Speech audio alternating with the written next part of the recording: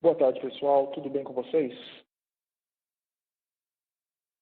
Rafael falando aqui, mas pronto para a gente começar o próximo webinar da série. E só para a gente garantir que todo mundo tem a chance de entrar, vou esperar aqui por volta de 5 minutos, tá? Para a gente começar, só para dar a chance de todo mundo conseguir entrar e participar. Tá legal?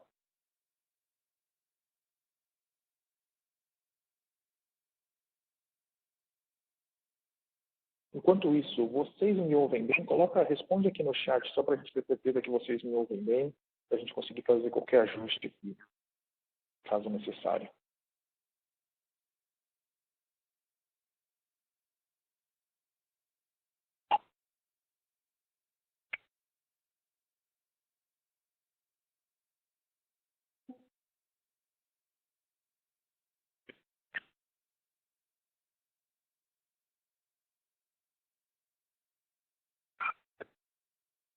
Legal, o pessoal está conseguindo ouvir bem.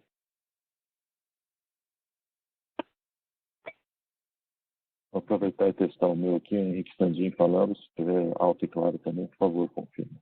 Estamos em diferentes locais aqui.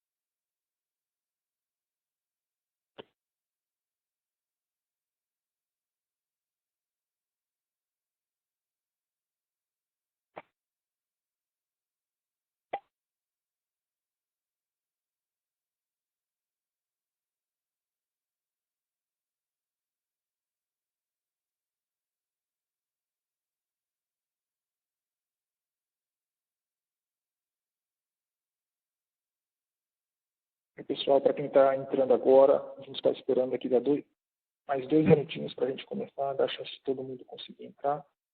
Lembrando que essa sessão vai ser gravada e disponibilizada para vocês depois.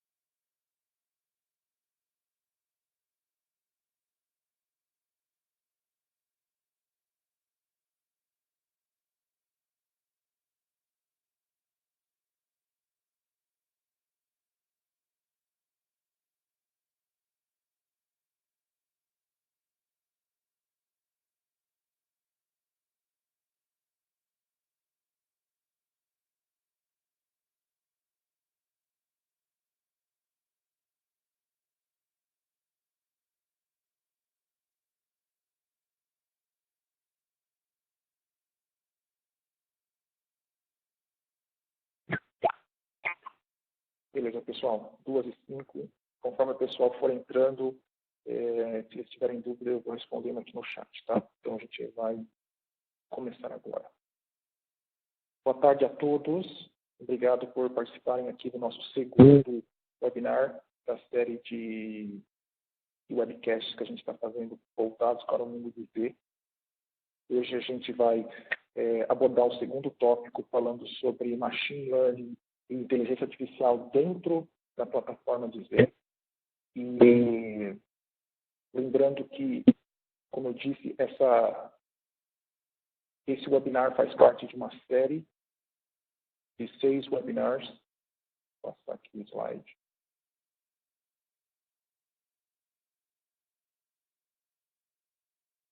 Gente, você consegue passar o slide aí? Porque para mim não estou conseguindo passar.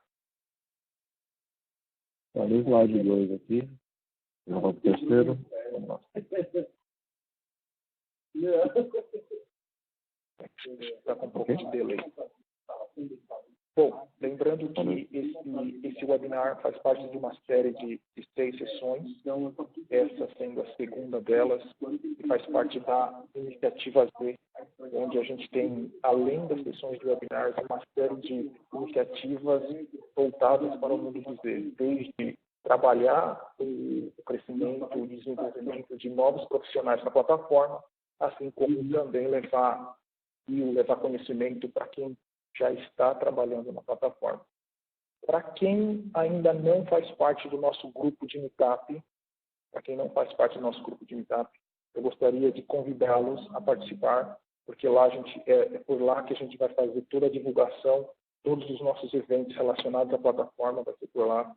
A ideia é a gente juntar pessoas da IBM, novos profissionais e também nossos clientes, nossos queridos clientes da IBM que trabalham com a nossa plataforma. Então, se você não teve a chance de entrar ainda, por favor, o link é meetup.com/iniciativa Z, tudo junto.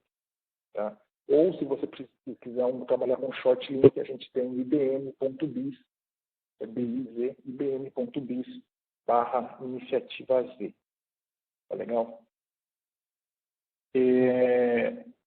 Indo ao tópico de hoje, a gente vai falar de Machine Learning e Inteligência Artificial em Z. E eu convidei o Henrique Sandin, que é um especialista focado nesse aspecto de tecnologia dentro do mundo de Z. E ele vai trazer para a gente uma série de porquês e como fazer isso dentro da plataforma. Sandin, se você quiser, pode assumir e a gente vai trocando ideia aqui. Obrigado, Rafael. Boa tarde a todos. Sou Henrique Sandin, sou da área de Data e AI na plataforma Z, que é a parte de gerenciamento de dados e inteligência artificial. E a ideia hoje aqui é a gente falar um pouco do tema tão em voga aqui, que é a parte de Machine Learning e inteligência artificial e como a plataforma Z abraça essa tecnologia, tá bom?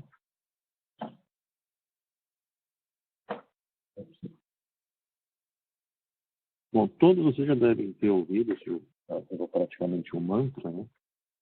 De que hoje dados é o novo óleo, é o novo petróleo, através de dados que as empresas possuem, que elas adquirem, que vai se obter a vantagem competitiva necessária para vencer nos negócios. Tá? Então, hoje, a partir desses dados que são construídos todo esse arcabouço de soluções de inteligência artificial e machine learning, buscando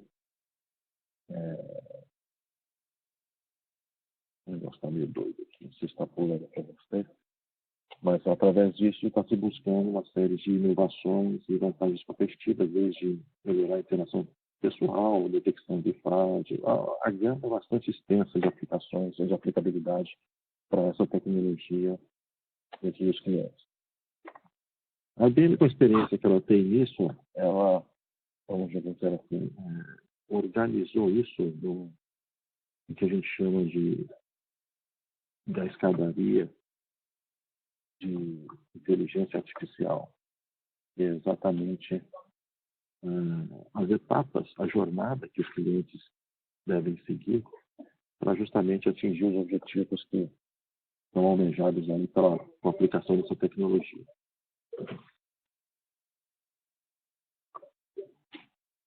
estou numa briga aqui com... Então, a gente começa com a parte de, que a gente chama de collect, que é justamente organizar esses dados sobre os quais nós vamos começar a justamente construir essas aplicações de inteligência artificial, tá? E de machine learning. Então, eu poder acessar todos os dados que vão ser necessários, organizar esses dados de uma maneira que eu vou conseguir justamente dar o propósito que eu preciso para eles. Então, com esses dados sendo acessados e organizados, aí começa realmente o trabalho de inteligência artificial ou de machine learning, que é justamente o que a gente chama do analyze. No analyze é onde eu vou aplicar a maioria das tecnologias disponíveis hoje para fazer essa parte de machine learning e inteligência artificial. Mas o trabalho não para aí. Nessa parte do analyze onde vão ser desenvolvidos os modelos que vão permitir aplicar essa tecnologia. Mas o mais importante é que esses modelos vão ter que ser consumidos por uma aplicação. Se eu crio uma inteligência artificial, vai existir um processo de negócio, uma transação de negócio que vai fazer uso disso que eu desenvolvi. E é justamente essa parte do infuse. Tá? E esse infuse que é justamente hoje o ponto mais importante em que os clientes estão enfrentando os maiores desafios. Existe, claro, desafio para o desenvolvimento disso, mas existe também a dificuldade com esse modelo desenvolvido, eu conseguir colocar isso para trabalhar dentro de uma transação de negócio, dentro de um processo de negócio dentro da empresa. Ok?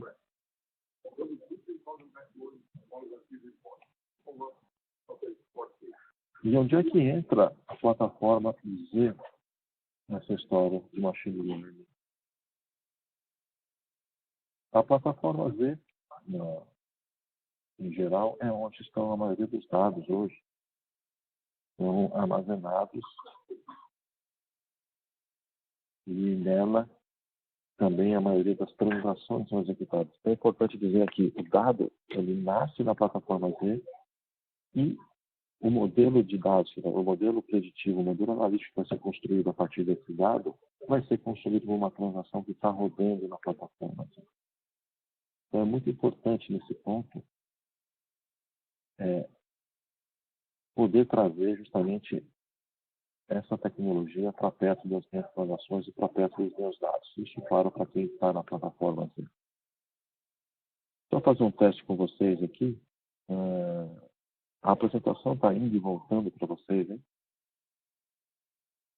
Se puderem responder no e-mail. Eu vou dar um refresh aqui só para ver se isso melhora.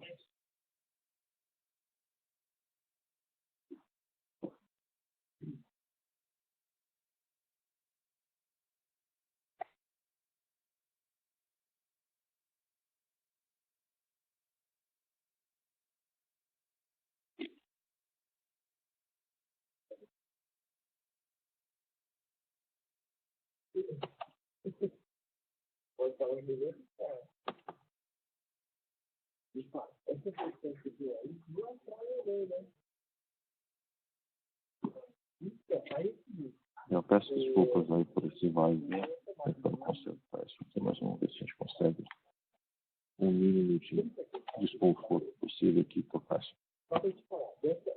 Então, a plataforma Z, como eu estava dizendo,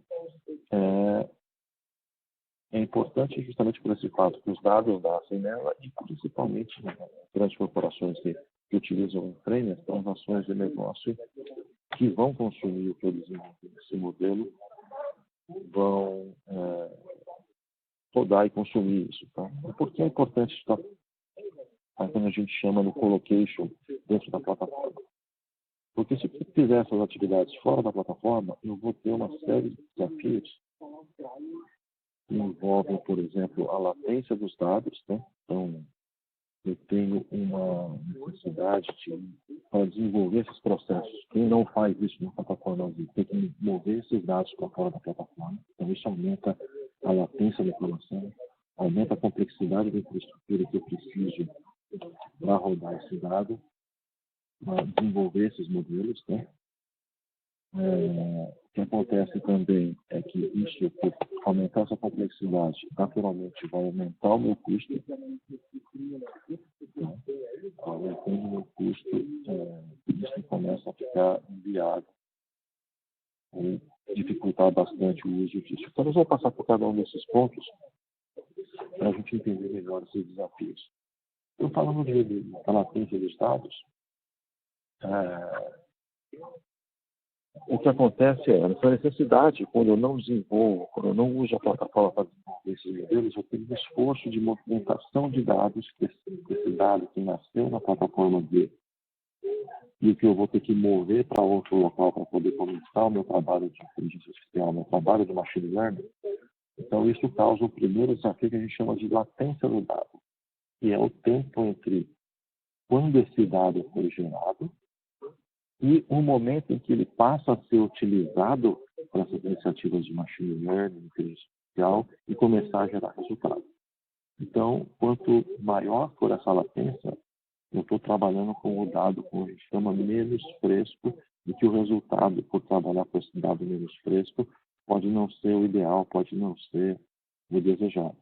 Então, quando eu evito de mover esse dado e consigo aplicar o analytics em cima desse dado onde ele está, eu também consigo um resultado melhor. A gente costuma chamar isso também de gravidade do dado, data gravity, que é como o dado normalmente é um maior volume, o ideal é que não que eu mova o dado para onde está o meu analytics, mas justamente o contrário, leve o analytics para onde está esse dado. Então, esse é muito a pena em cima dessa parte de latência dos dados. Tá?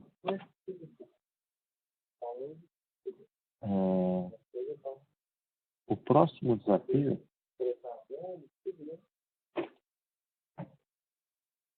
é justamente a complexidade que eu vou criar na minha infraestrutura de IT quando eu tento justamente endereçar essa movimentação de dados ou essa utilização de analítica fora da plataforma de origem do dado. O que é essa complexidade? Se eu vou mover esse dado, provavelmente eu vou ter, primeiro, um consumo de recursos do mainframe para ler esse dado, para movimentar esse dado para alguma plataforma. Fora do mainframe, eu vou ter que ter uma infraestrutura, por exemplo, para uma engine de ETL, trabalhar e movimentar esses dados. Eu vou ter um banco de dados distinto que vai ter uma licença para esse banco de dados. Eu vou ter um hardware que vai rodar esse banco de dados que vai receber essas informações. E aí começo a fazer o meu trabalho. E justamente além disso, eu vou ter pessoas para gerenciar essa infraestrutura que eu estou criando somente para suportar essa movimentação de dados e permitir que eu tenha analytics fora da plataforma. A IBM fez um estudo pondo um cliente que mova diariamente para fora do mainframe 1 terabyte de dados. Tá? Nessa situação, o custo dessa movimentação de dados é de aproximadamente 2,5 milhões de dólares por ano para suportar simplesmente mover 1 terabyte do mainframe para outra plataforma para começar a fazer analytics. Esses 2,5 milhões de dólares, tá, como eu comentei antes, quanto que eu gastei de recursos de CPU do mainframe, quanto que eu gastei de infraestrutura, de hardware e software, de diversos componentes que eu vou ter que utilizar na hora de suportar essa movimentação de dados para fora do mainframe. Então, você vê que além da complexidade, eu tenho um custo para fazer isso fora da plataforma.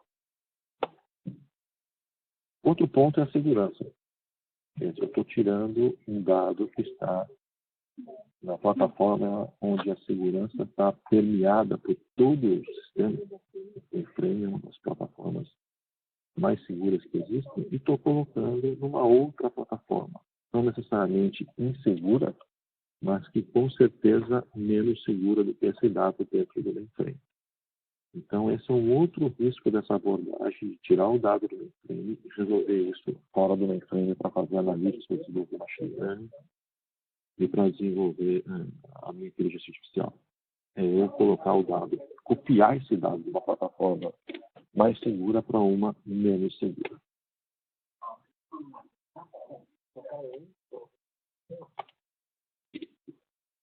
Outro ponto é a resiliência. O que a gente entende por resiliência?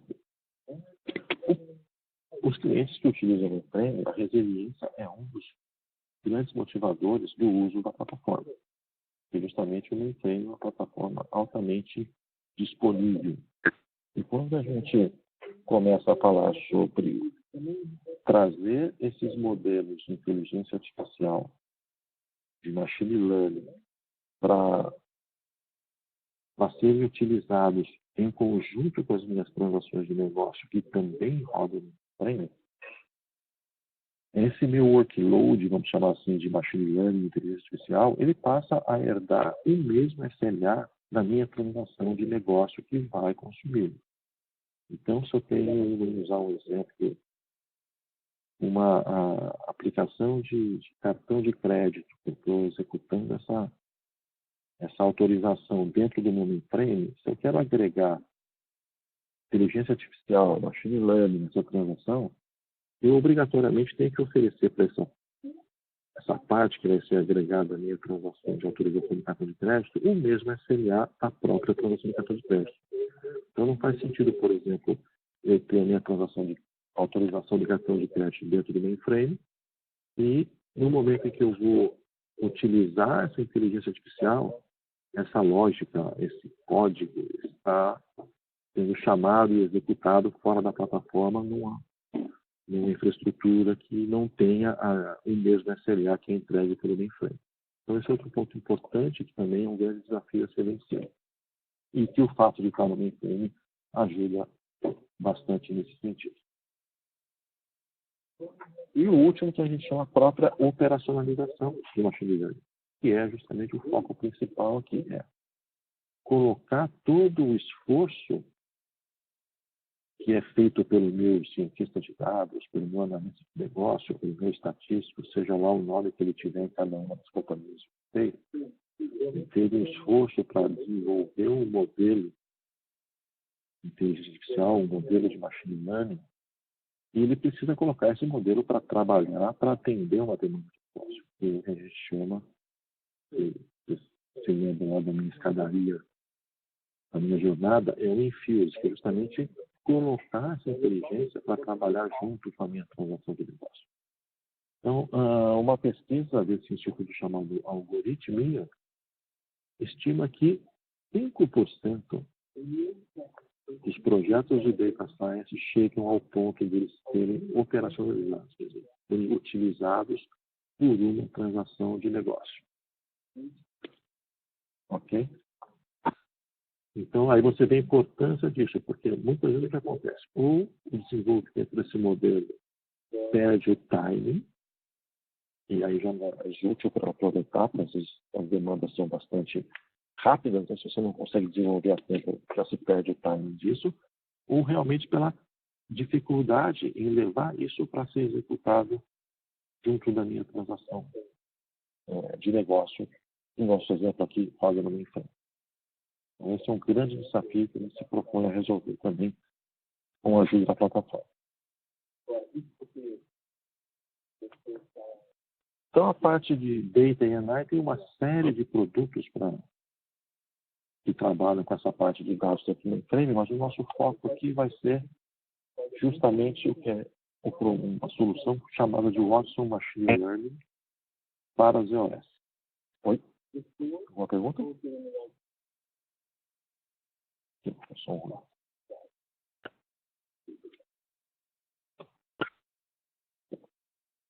Então, para nivelar um pouco a audiência, como você tem mais ou menos conhecimento nessa parte de machine learning, mas hoje machine learning, como é que funciona? Vamos chamar assim, inicialmente comentando. Né? É a ideia de um conjunto de informações eu poder identificar alguns padrões nessas informações. Em cima desses padrões, eu construo modelos que, ao final, vão efetuar ou uma classificação, um scoring, que a gente chama, ou fazer uma previsão de um acontecimento. Daí a inteligência artificial, daí o machine learning. Quer dizer, eu poder, baseado no conjunto de dados, tirar padrões que vai me permitir construir modelos que vão poder me dar respostas a situações das mais diversas de negócio. Então, é uma certa mudança de paradigma que a gente fez até agora. As aplicações, a ideia era entregar um programa e dados, o computador ele gerar uma resposta.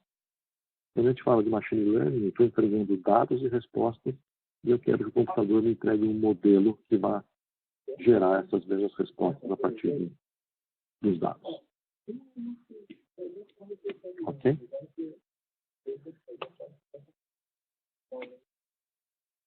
E as abordagens mais comuns dessa parte do machine learning, a gente chama, são de dois tipos principais, que a gente chama de não supervisionados, né? Que é aquele em que, no meu conjunto de dados, eu tento identificar agrupamentos, categorias, etc. Né? E o que a gente chama de supervisionados, é aquele que eu conheço a resposta para uma determinada situação, e eu quero, em cima dos dados e das respostas que eu tenho, poder predizer numa próxima situação qual vai ser a próxima resposta para um determinado problema de negócio, uma determinada situação que eu preciso atender. Então, essas são as duas principais abordagens para a parte de machine learning, para construir esses modelos de machine learning. Isso parece simples, mas o processo para eu chegar a isso é bastante complexo, interativo, consome tempo, que também contribui um pouco para aquele índice bastante baixo de projetos que alcançam a produção e a dificuldade de se operacionalizar isso, como a gente já viu lá atrás. Então, esse processo tudo começa na minha parte de dados. Eu vou ter aqui, o meu cientista de dados vai ter o auxílio aqui nessa parte de machine learning e inteligência artificial. Existem 3 papéis principais aqui que é bom comentar com vocês. E o primeiro deles é um engenheiro de dados, ou data engineer, alguns nomes que a gente sempre, que é aquele que vai prover tudo que for necessário para o cientista de dados ter acesso ao dado que ele precisa para resolver aquela demanda, aquele problema de negócio. O cientista de dados, claro, é aquele que tem a capacidade de lançar mão de algoritmos, de estratégias para construir um modelo que vai responder a essa demanda de negócio. E, por último, o meu próprio desenvolvedor de aplicação. Ele vai ser o responsável por levar esse modelo que o cientista de dados desenvolveu para junto da minha aplicação, para junto do meu processo, para junto da minha transação de negócio. Então, em cima desses 3 papéis principais é que esse processo que a gente está vendo aqui vai se desenrolar.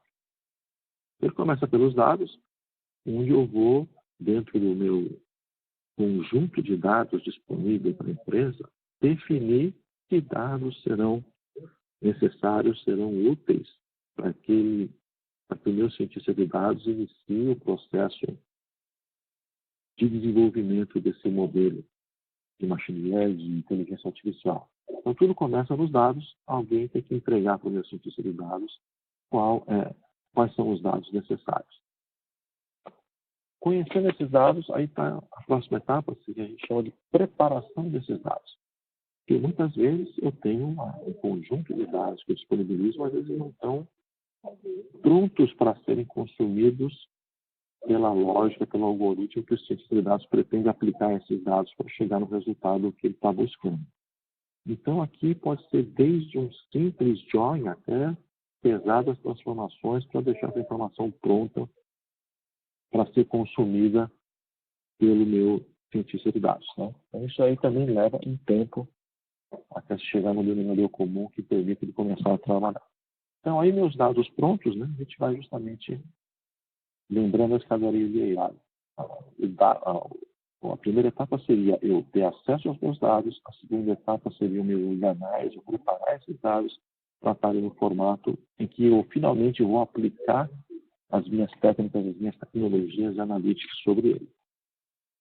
Então, aqui começa a trabalhar o meu cientista de dados, que é a parte justamente de definir ou buscar os algoritmos que melhor se adaptam àquela situação de negócio e sobre aqueles dados que nós estamos falando. Ok? Então, aqui no cientista de dados tem um trabalho A experiência dele vai contar muito, claro, para abreviar isso, mas ele tem um trabalho praticamente empírico de validar o melhor algoritmo, e não só o melhor algoritmo, mas as melhores variáveis que eu vou construir em cima dos dados que estão disponíveis, que eu vou alimentar esse algoritmo para me dar a resposta que eu estou buscando. Então, aqui é um momento que é extremamente também consumidor de tempo, gasta bastante tempo nisso. Escolhido o meu algoritmo, eu vou partir para, finalmente, a construção do meu modelo. Seria a parte que eu vou treinar o meu modelo para ele me dar as respostas que eu preciso para as situações de negócio que eu pretendo submeter a ele. Então, aqui, o que eu vou fazer? Eu vou colocar a informação nesse modelo, fazer ele trabalhar e vou validar as respostas que esse modelo está me dando, tá?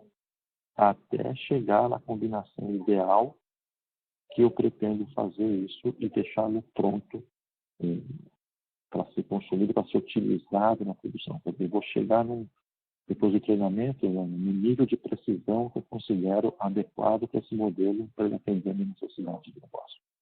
Então, aqui seria o ponto do meu laboratório. Meu modelo está pronto. O que eu preciso agora, lembra que nós comentamos? Esse modelo pronto para responder, ele não faz nada se ele não estiver dentro de uma aplicação. Então, aí eu parto para a parte que seria iniciar a operacionalização desse modelo. Então, eu colocar esse modelo, testar esse modelo na minha produção, verificar se esse modelo tenha o tempo de resposta adequado, que isso é outro balanço importante de se buscar na hora de deployment do modelo. E, pegando até o exemplo que nós utilizamos da autorização de cartão de crédito. Então, uma transação, um processo que exige um tempo de resposta de subsegundo. Então, de nada vai adiantar eu agregar uma inteligência artificial que não trabalhe com esse mesmo SLA que esse processo está demandando. Então, esse é o ponto que ele vai tomar decisões de performance na execução desse modelo, para chegar realmente no estado final, e é justamente colocar esse modelo para trabalhar. Então, eu vou começar a rodar esse modelo dentro do meu processo de negócio. Mas o trabalho não acaba aí. O que isso acontece? Esse modelo vai começar a ser executado. Imagina que um modelo de prevenção de fraude.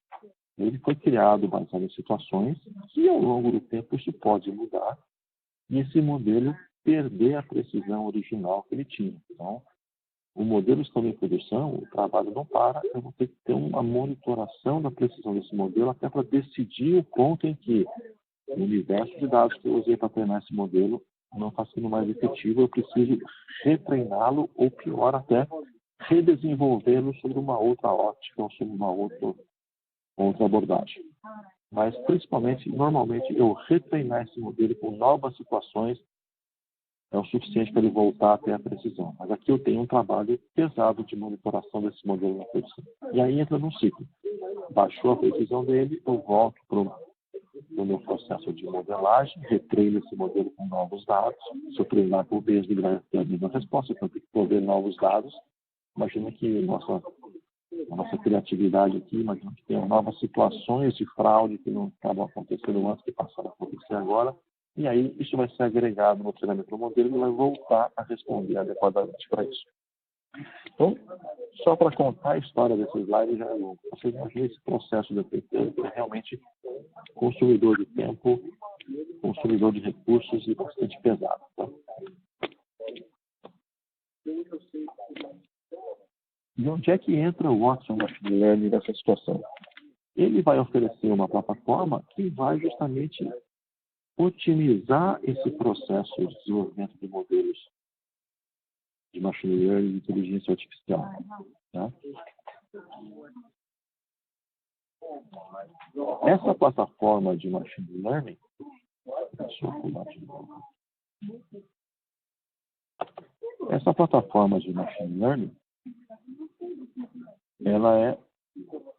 a IBM disponibiliza em diversas plataformas.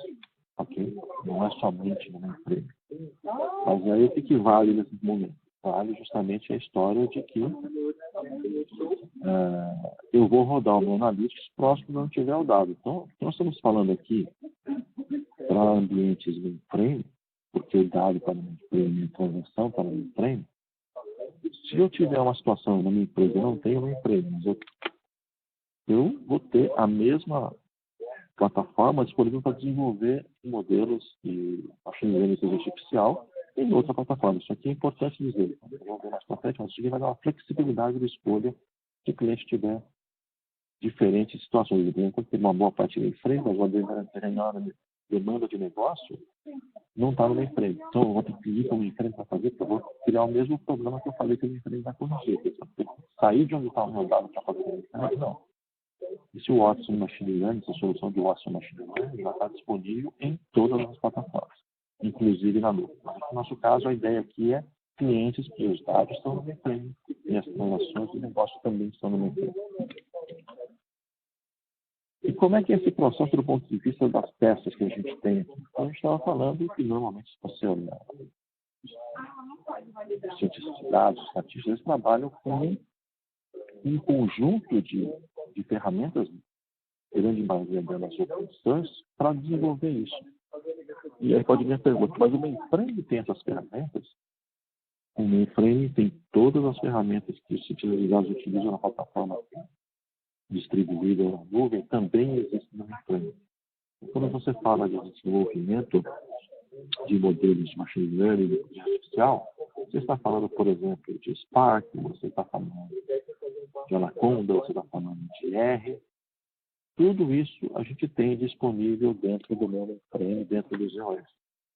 Esse suporte open source para Analytics, ele é disponibilizado por esse pacote chamado Open Data Analytics for ZOS. Ele implementa Spark, Anaconda, uma série de ferramentas open source dentro do meu ambiente ZOS, que é onde estão os meus dados, que vão ser a origem do meu treinamento. Então, nessa arquitetura aqui fica fácil de ver isso, né? Eu tenho uma camada de dados, tá? Onde estão as minhas transações, onde estão os meus cadastros que suportam o mainframe. Dependendo do cliente, tem clientes que utilizam a nossa solução de aceleração de analítica para DB2 ZOS, que é o IBM DB2 Analytics Accelerator, IDA, para acelerar ainda mais o trato analítico de informações do mainframe. Então, não é mandatório, mas se o cliente tem, vai colaborar muito nesse processo também. E, com base nessa parte de Open Data Analytics, que entra essa plataforma de Machine Learning, representada no ZOS pelo Machine Learning for ZOS.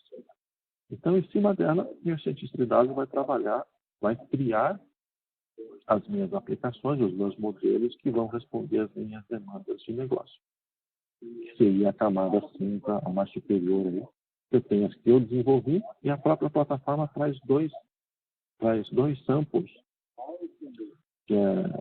e cuida, por exemplo, da disponibilidade de DB2 e faz análise de comportamento do ambiente mainframe. Vamos chamar assim, samples, né? Importante também para quem tem DB2 no mainframe, o próprio otimizador do DB2, a partir da versão 12, ele também faz uso dessa camada, dessa plataforma de machine learning para melhorar a performance do próprio otimizador de queries do DB2.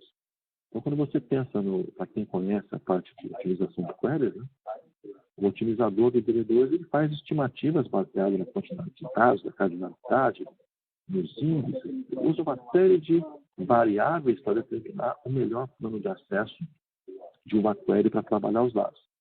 Ele faz estimativas. A ideia aqui foi, em vez de fazer estimativas, eu vou colocar inteligência artificial para responder a escolha do melhor plano de acesso. Então, eu tenho o próprio DB2 do mainframe sendo um usuário dessa plataforma de machine learning, a partir da versão 12. Legal? Então, a ideia aqui é que tudo que você tem na plataforma distribuída, ou na nuvem, para desenvolver modelos, você também tem no mainframe. Então, a ideia aqui é justamente eu não ter que mover o dado para fora do mainframe para poder aplicar essas tecnologias sobre essas informações. Os que conhecem o mainframe, alguém vai perguntar, mas eu rodar um Spark no mainframe, fazer esse treinamento do mainframe, e mesmo executar, rodar o modelo mainframe, isso não vai consumir recursos, não vai encarecer, não vai subir a minha utilização do mainframe, em consequência, aumentar o custo? Não. Claro que ele depende do processador ZIP. Para quem não conhece, o processador ZIP ele é o responsável por executar workloads baseados em Java ou de integração de informações na plataforma ZIP. Então, se o cliente tem processador ZIP, o Spark vai rodar em ZIP. E com isso, eu não vou aumentar o consumo do meu ambiente, porque ele não vai entrar como consumo naquela conta que o cliente paga mensalmente. Tá bom?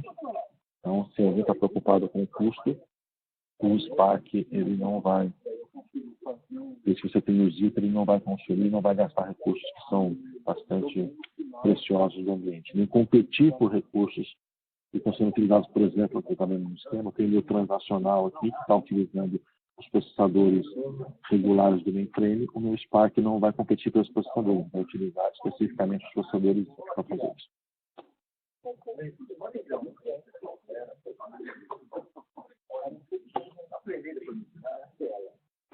Eu tinha comentado, né, para quem tem clientes que têm o IDA, esse acelerador de queries que a gente tem dentro do MQD2, se o cliente já tem isso, é importante, porque lembra da etapa de preparação?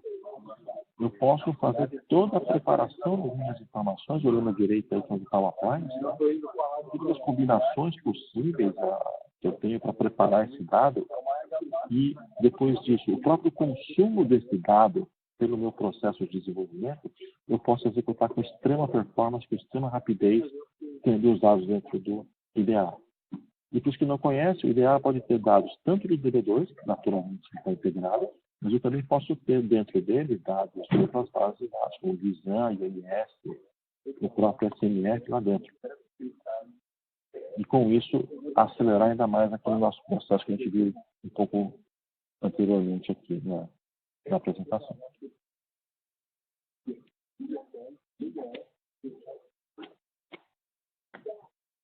Então, o que diferencia o fato de eu ter, que me agrega o fato de eu usar essa plataforma de machine learning para desenvolver os meus modelos? A primeira dela,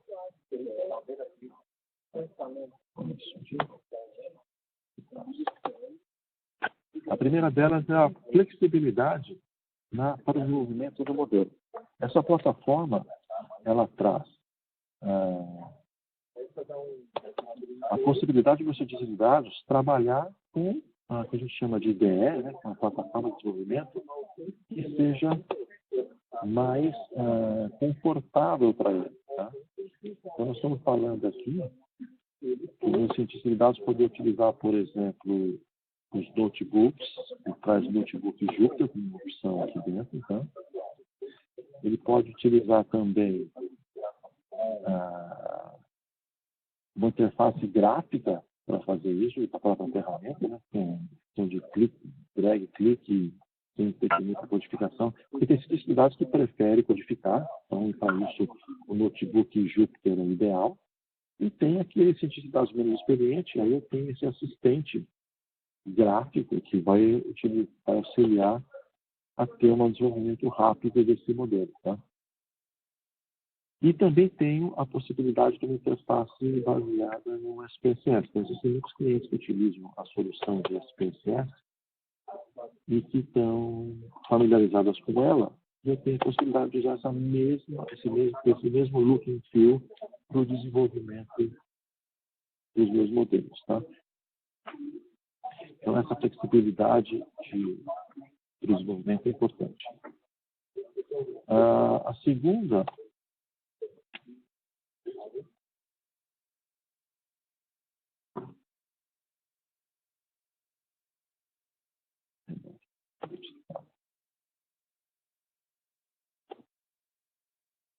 dela é a produtividade, porque essa plataforma, além de trazer esse ambiente, ela tem uma série de wizards que auxiliam, por exemplo, naquelas etapas que a gente comentou, de escolher o algoritmo, de poder escolher as melhores variáveis. Tem todo um esquema de wizards que vai te auxiliar a cumprir aquela etapa do processo com mais rapidez e com mais efetividade.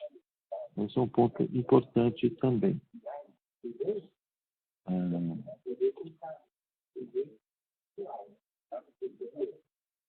A gente tem também, após a produção, a gente já comentou, a gente tem um processo de monitoração desse ambiente para permitir que, após estar em produção, eu tenha como acompanhar a performance desse ambiente, tá? Desses modelos, e possibilidade de fazer o deployment dele dentro da minha corporação. Quer dizer, eu posso fazer o deployment desse modelo num ambiente J2EE, um servidor Java, ou num suporte a Java que eu tenho dentro de um SIX. Quem tem mainframe sabe que muitas das pessoas estão embaixo do SIX. Eu posso colocar esse meu modelo de dados dentro desse ambiente SIX também. O Machine Learning Trazer, na última versão que ele saiu, está acompanhando todas as principais funções disponíveis. Né? Então, ele tem XGBoost disponível, ele tem as principais features que você tem disponíveis para o desenvolvimento de modelos na plataforma distribuída também estão disponíveis dentro da plataforma mainframe. Né? Então, ele acompanha todas as novidades, as melhorias estão sempre disponíveis também nessa plataforma. Como eu tinha comentado, essa plataforma não é somente do mainframe, tá? Eu tenho essa plataforma disponível em vários ambientes, tá? Então, isso é importante porque é justamente aquela história. Se eu vou avaliar onde é que está o meu dado, onde é que está a minha transação para decidir a melhor plataforma para executar o desenvolvimento e execução desses modelos, então é importante que eu tenha isso em todos os locais disponíveis. Então, aqui a gente pode ter essa plataforma em várias plataformas de desenvolvimento de machine learning, seja na nuvem, seja no ambiente distribuído ou seja no mainframe. Tá? Inclusive, eu posso fazer uma combinação. Então, por exemplo, eu posso ter toda a minha parte de desenvolvimento sendo feita no ambiente distribuído, por exemplo, mas eu não vou, eu preciso ter os modelos que eu desenvolvi rodando no meu mainframe, que lá estão minhas transações de negócio. Então, eu posso ter uma opção híbrida, uma opção flexível. Eu posso ter uma parte disso rodando no machine learning que roda nas outras plataformas, distribuído em nuvem, e o deployment dele acontecendo no machine learning do mainframe. E aí eu consigo ter a melhor combinação, a que melhor atende a minha necessidade da empresa. Então, isso é importante porque eu tenho essa flexibilidade. Eu não sou obrigado a fazer em uma ou em outra plataforma. Eu posso fazer uma combinação disso também. Tá? Isso é bastante importante.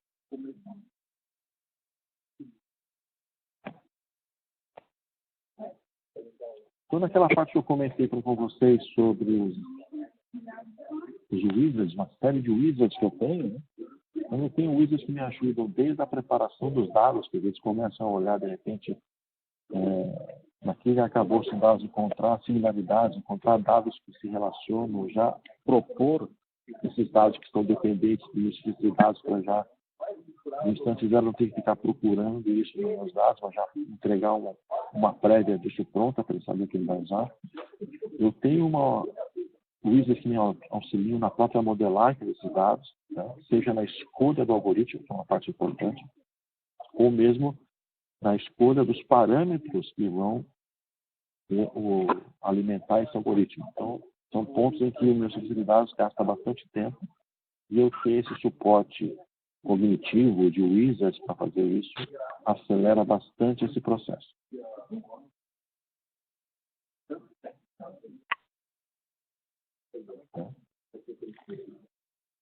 Quando eu falo aqui na hora do deployment de ter uma estrutura corporativa para isso também é importante, porque esse modelo está em produção, eu tenho capacidade para fazer o versionamento, auditar o comportamento desse modelo, monitorar esse modelo, prover a disponibilidade dentro desse modelo, né? E também oferecer esse modelo como serviço. Eu vou passando rapidamente atrás. Esse modelo, além de ser executado, poder ser executado dentro do SIX, por exemplo, ele é construído para ser acessado através de APIs REST. Então, eu posso ter qualquer paradigma de aplicação Esse meu modelo vai estar sendo gerado em formato de API. Lembra da dificuldade de colocar esse modelo para trabalhar com uma transação? Ele estar em um formato de API facilita muito ao meu desenvolvedor, que é o terceiro papel, associar, agregar esse modelo dentro de uma aplicação. Então, eu tenho minha transação regular de negócio, via REST eu posso ir lá e buscar e trazer esse modelo para agregar, para rodar junto com a minha aplicação.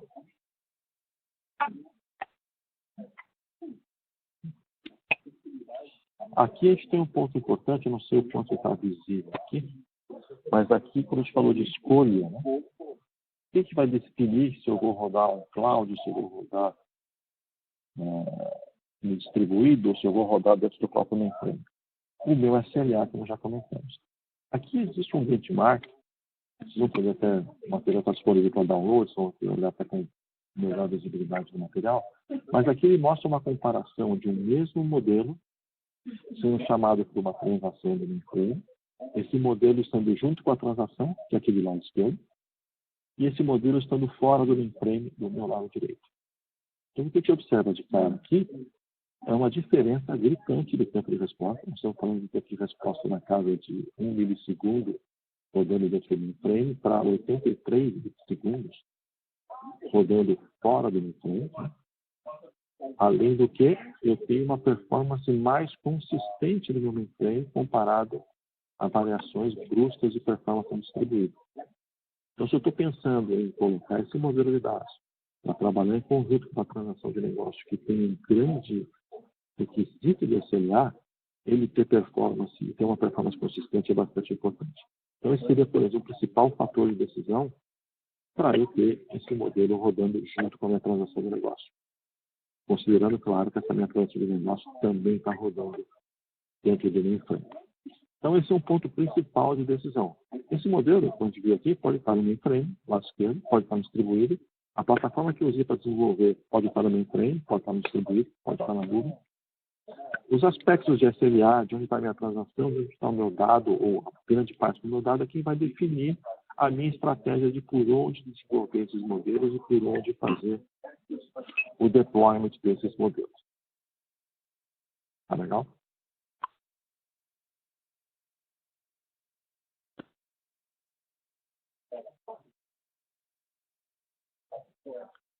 Como eu tinha comentado aqui, a solução no mainframe ele traz alguns templates até para facilitar ou para ilustrar o uso da ferramenta, né? Mas alguns desses nossos templates até usam em introdução. Aqui tem um exemplo aqui desse DB2 que a gente chama de ITOA. Né? O que ele faz? Ele vai buscar informações de comportamento do meu DB2 no SNF, formata isso, cria modelos que vão poder acompanhar ou definir pontos que eu possa ter minha disponibilidade, por exemplo, DB2 que é só um exemplo, são exemplos de aplicação que eu tenho ali no ferramenta. E tem um exemplo bem simples aqui de detecção de fraude também, que pode ser usado como base para começar um desenvolvimento, não ter que começar do zero. São templates que a solução faz. Ok? Então, relembrando por que a gente fez todo esse esforço para ter essa plataforma de desenvolvimento de machine learning, de execução de modelos preditivos de coisas de saúde do mainframe, porque ainda hoje, sim, 92% dos grandes bancos, 64% das 500 maiores empresas da Fortune, todas as 10 maiores empresas de segurança, confiam seus dados no mainframe. Então, e eles estavam enfrentando um grande problema para agregar isso fora da plataforma. Então, esse é o principal motivador aqui da gente estar utilizando isso. E ainda temos os dados que 80% dos dados corporativos ainda estão no mainframe. O mainframe executa 30 bilhões de transações por dia ao redor do mundo. 87% das todas as transações de cartão de crédito do mundo estão em mainframe e ele executa mais de 8 trilhões de pagamentos por ano. Ele é uma plataforma bastante robusta, bastante utilizada e principalmente utilizada em ambientes sensíveis, em ambientes de missão crítica.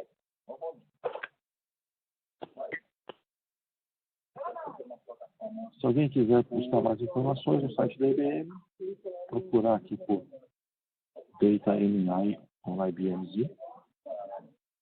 Tá? Então, aqui só para fixar os principais pontos abordados aqui. Lembrando, os dados são um insumo para o desenvolvimento de modelos de machine learning. E esses dados, nas empresas que possuem mainframe, esses dados, quase que até a mesma proporção, paradigma de Pareto, 80% nasce do mainframe, e que é o início do processo de desenvolvimento da solução de machine learning, e o final desse desenvolvimento é uma transação para consumir isso, que é o item 2. Então, meu dado nasce no mainframe, e quem vai usar o modelo que eu vou desenvolver a partir desse dado, normalmente é uma transação que está no mainframe. Então, se as pontas estão no mainframe, por que não ter todo o ciclo no mainframe e evitar movimentações de dados, latência, risco, que a gente comentou no início. Tá? Ok?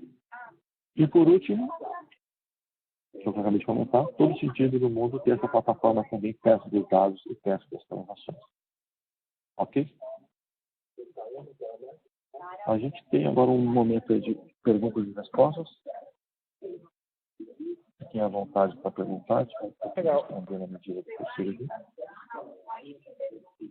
Tandinho, eu acho que a gente tocou em diversos pontos aqui, né? A gente tocou em vários conceitos. Eu acho que eu queria tocar em alguns, só para talvez clarificar para quem não está próximo desses conceitos. Por exemplo, você comentou de Parque Anaconda, Notebook Jupyter. Você pode comentar para a gente um pouquinho o que são essas coisas e onde elas estão inseridas dentro desse mundo de Machine Learning? A gente usou até o termo IDE para tentar trazer para mais próximo para quem não está acostumado com esse mundo de Machine Learning, mas está acostumado com o desenvolvimento. O IDE é aquele ambiente onde eu vou desenvolver. Tá? Eu vou desenvolver meu código. Então, existe aí, quando a gente fala de Notebook Jupyter, a gente está falando do cientista de dados que tem mais familiaridade com o código. Então, ele vai usar, por exemplo, uma linguagem Scala, uma linguagem Python, para trazer esse dado para esse ambiente.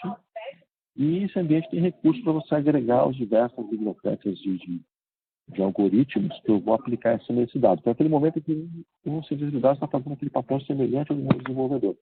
Então, ele está usando esse ambiente onde ele está pegando o dado, aplicando lógica, aplicando algoritmo em cima dele, né, para tentar chegar nesse modelo final. Então, ele realmente cria o modelo nesse ambiente. Isso aqui, o cientista de dados que está mais familiarizado, está utilizando a tecnologia. O menos familiarizado, ele pode usar recursos visuais, ele como se fosse um wizard do próprio desenvolvimento. Então, eu não entro no código, mas eu tenho todo um suporte gráfico para escolher o dado, escolher o algoritmo, escolher as variáveis. Eu vou fazendo isso com cliques. Para aquele cientista de dados ou para aquele... Porque eu estou entregando para uma pessoa que tem mais skill para a parte do negócio, mas conhece estatística, conhece uma série de coisas, mas não tem o espírito de programação, mas ele consegue atingir bons resultados utilizando essa ferramenta gráfica. E aqueles estatísticos estão acostumados com as PSS que vão utilizar essa mesma plataforma, o look and feel das PSS e trabalhar com o machine learning. Tá? O Anaconda é outra maneira de estruturar Python. Python e R são linguagens de programação voltada a analytics. Então, quando você fala de um R, eu posso ter um R sendo chamado diretamente de uma outra ou de próprio Jupyter. Mesma coisa com Python. Tá? E o Anaconda ajuda na execução desse código Python. Todo o arcabouço, normalmente Python vai parar em Anaconda, é um caminho, e quando eu estou falando de R, ou mesmo Scala, eu estou partindo para Spark. Seria aí o ambiente de execução. Então, eu tenho um ambiente de desenvolvimento que, basicamente, simplificando, né? Eu cubro com essa parte de Jupyter com os meus wizards, né? Esse seria onde eu desenvolvo. E eu tenho o Spark, que a gente viu no desenho, que é onde eu executo, onde eu aplico esse algoritmo para executar em cima dele. Então, o ambiente de execução, podemos simplificadamente falar que é o Spark, no ambiente de desenvolvimento, onde eu estou programando, eu estou montando o meu modelo, o Jupyter, o Notebook Jupyter, os wizards ou interfaces do SPSS. Não sei se ficou mais claro. Sim, ficou mais claro, sim. Deixa eu aproveitar e fazer um follow-up nessa sua explicação com relação a esses dados. Esses dados hoje eles estão lá no mainframe. Faz alguma diferença se eu estou trabalhando no meu ambiente DOS ou se eu estou no meu ambiente Linux? Eu preciso criar uma LPI Linux para poder montar essa solução? Como que funciona tecnicamente esse início para eu poder usar o Jupyter, usar o Anaconda? Como que funciona essa parte? Essa plataforma, quando a gente fala de Machine Learning for ZOS, a parte de execução ela vai estar no ZOS. Então, a gente pode quebrar esse produto essa solução em dois grandes componentes. Eu tenho a parte de execução, que é o Spark, que é o Anaconda, que é toda a parte suportada pelo Open Data Analytics, isso está no ZOS. E toda a parte, simplificadamente vamos chamar de gráfica, que seriam os notebooks, o ambiente de IDE, isso é montado em cima de um ambiente Linux. Então, você vai... A configuração básica vai demandar 3 imagens de Linux para suportar essa parte gráfica. Então, é uma combinação. Mas como eu comentei com vocês, eu tenho aquela possibilidade de ter algo híbrido. Quando eu tenho algo híbrido, então, eu não vou desenvolver no mainframe. Então, aquela parte que iria em Linux vai estar em outra plataforma, ou na nuvem. E a parte de execução, que é onde eu faço o deployment, vai ser mantido no ZOS. Eu só estou numa configuração híbrida. Se eu estou numa configuração híbrida, eu vou ter a parte visual de IDE fora do mainframe, em um Linux distribuído na nuvem, e a parte de execução, que é a parte que o ODA suporta, Spark, etc., vai estar no ZOS. Então, eu quero tudo no meu mainframe. Aí essa parte gráfica, essa parte de IDE vai estar no Linux C e, claro, a parte de execução no meu ZOS. Tá, legal. E agora sim, na sessão passada a gente falou bastante sobre containers e dentro dessa conversa de containers e mainframe a gente falou também sobre o Containers Extensions, né, que traz esse mundo, esse ambiente de Linux para dentro do ZOS. E aí a gente consegue criar imagens, Docker, insights dentro desse mundo. Você já viu, tem alguém utilizando essa tecnologia para fazer machine learning dentro do Z? Agora vamos estar falando de a solução em si, então, da plataforma, ela ainda não está portada para executar essa parte que está hoje em Linux Z em um container dentro do ZOS. Agora, pensando em container como quem vai consumir esses modelos, aí aonde está o container fica transparente. Quer dizer, você vai desenvolver o modelo, vai fazer o deployment dele e vai estar pronto para ser chamado via uma API REST por uma aplicação. Como nós comentamos, sendo REST, a aplicação pode estar em qualquer lugar, desde uma transação SIX junto com o próprio modelo, chamando via REST dentro do próprio SIX, até mesmo num container que está na nuvem, via REST ele bate no mainframe e consegue instanciar isso. Aí são coisas que vão estar bem separadas, que mais atende a parte de aplicação, mas aí não tem restrição. Meu modelo está pronto para ser acessado via REST, então eu posso chamar ele praticamente da nuvem ou de um container que eu tenho dentro do próprio ZOS. Não vai fazer diferença. Ele vai usar a própria arquitetura de chamada remota de URL para ser chamada REST. Ele vai usar a chamada REST, e aí independe de onde está a minha aplicação que está consumindo esse momento.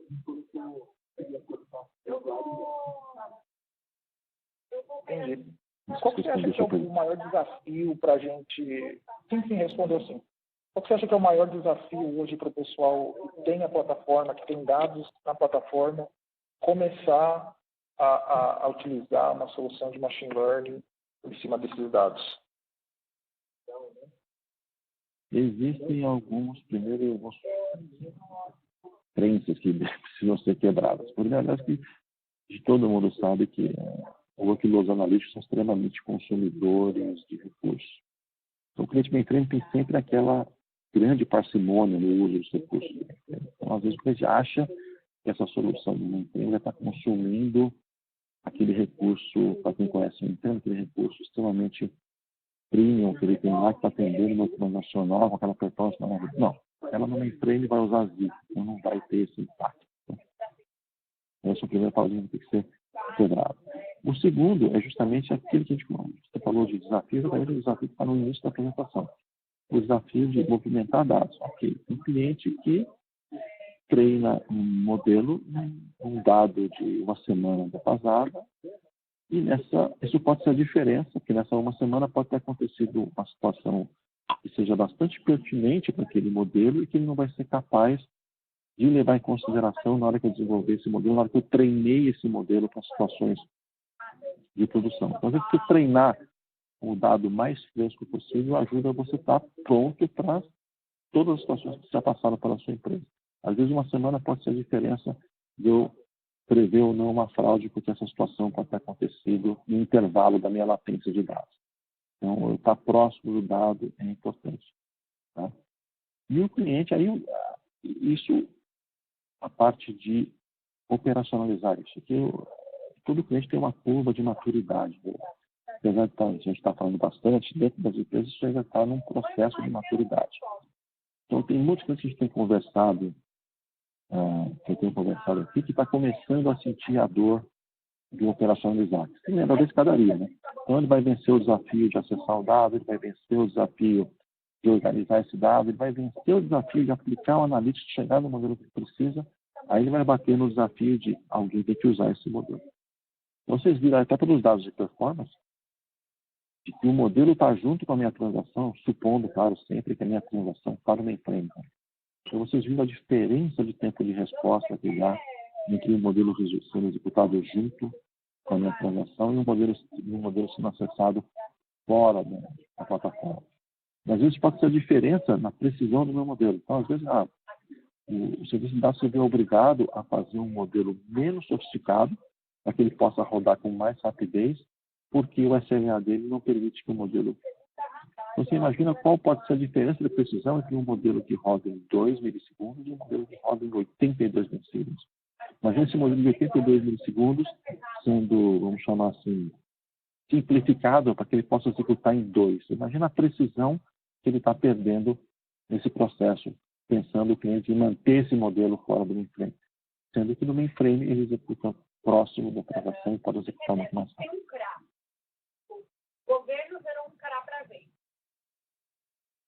Entendi, Sandinho, legal.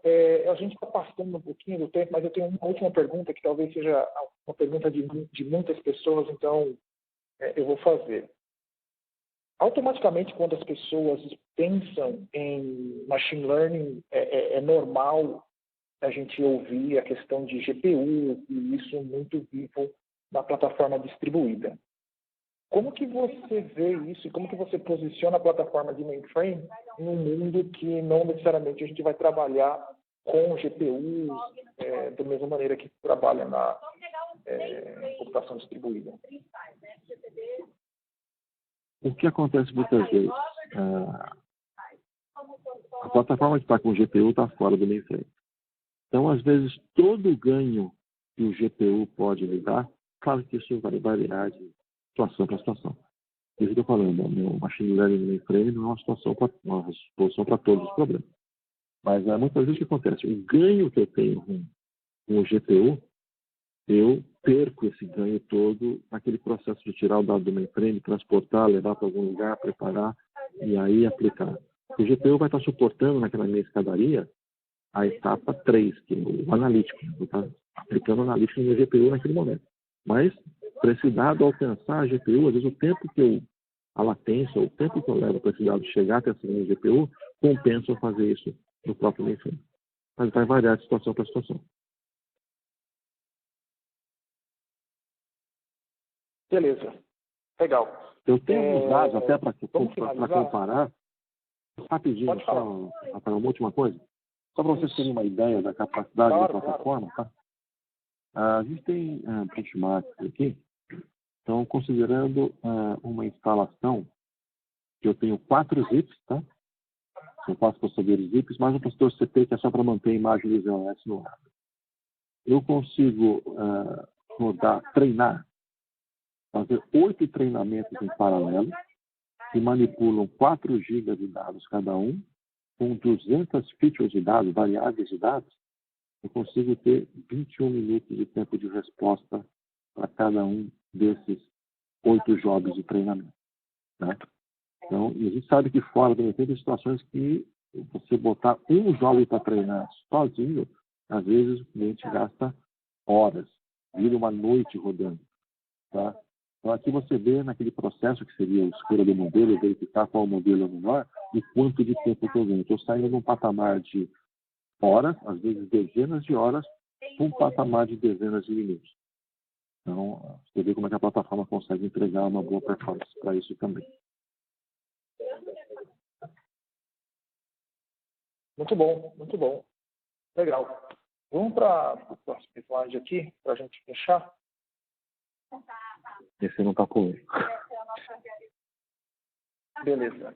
Pessoal, a gente vai finalizar aqui o webinar de hoje. Quero lembrar vocês que no dia 9 de setembro a gente vai ter a nossa próxima sessão, onde a gente vai falar de DevOps, tá? DevOps dentro do mundo de mainframe, e a gente vai trazer 2 pessoas, o Rodrigo Suave e o Anderson Pedraza, ambos de mundos diferentes, tá? O Rodrigo Suave é um cara de plataforma distribuída, é um cara que está entrando na IBM agora, então ele vem com uma visão totalmente diferente para agregar na conversa, e o Anderson é um cara que vem trabalhando com ZOS, vem trabalhando, desenvolvendo toda a questão de DevOps dentro de mainframe. Então, a ideia é a gente ter uma conversa bem aberta com relação a essa cultura que a gente está querendo trazer para dentro do mainframe. Então, dia 9 de setembro, às 14 horas, a gente vai ter a nossa próxima sessão. O link para você acessar e se cadastrar na próxima sessão está aqui na tela também, que é o ibm.biz/webinar-0909, que é o dia da sessão, e espero ver vocês lá. O replay dessa sessão que a gente está vendo aqui agora, ele vai ficar disponível exatamente no mesmo link que vocês acessaram para assistir agora ao vivo, e para quem já está lá no grupo do Meetup, você tem o link lá, tem a descrição. Se você quiser continuar essa conversa específica sobre Machine Learning, deixa uma mensagem para a gente lá no grupo e a gente continua a discutir por lá. Tá legal, pessoal? Muito obrigado pela participação de vocês. Espero ver vocês na próxima. Tá legal, pessoal? Muito obrigado. Até mais. Obrigado, pessoal.